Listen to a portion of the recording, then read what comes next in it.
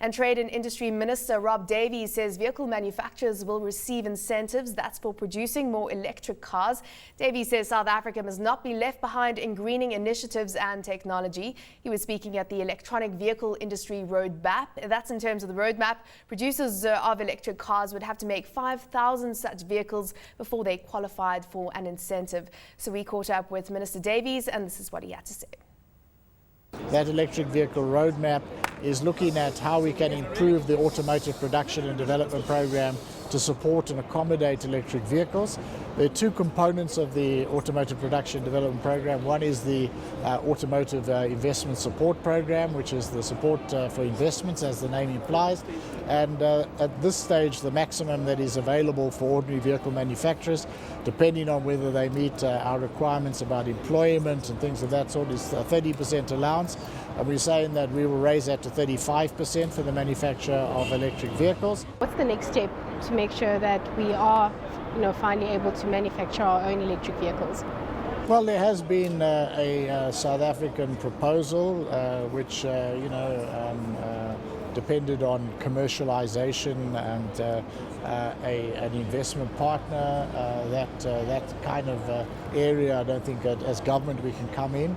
But we are saying that as government, we can create a support package for the manufacture of electric vehicles in our country. How much less carbon emissions do you think we would be able to cut down if we had a very good uptake of these electric cars? Well, I haven't got that figure, but I mean it's very, very substantial, particularly if you take account of the fact that the charging stations which are being rolled out now are not drawing on the Eskom grid, they are drawing on solar power. So I think that you can see that the entire input would come from sustainable energy sources, and that they don't emit any exhaust. So there would be a very, very substantial saving on this. But this is new technology. At the moment, these vehicles cost more to buy, but the running costs are lower. And, that's a big issue for consumer acceptance, and we have to work along that as well.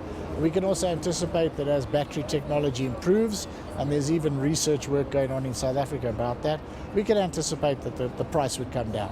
What incentive is it? Because they are expensive at the moment.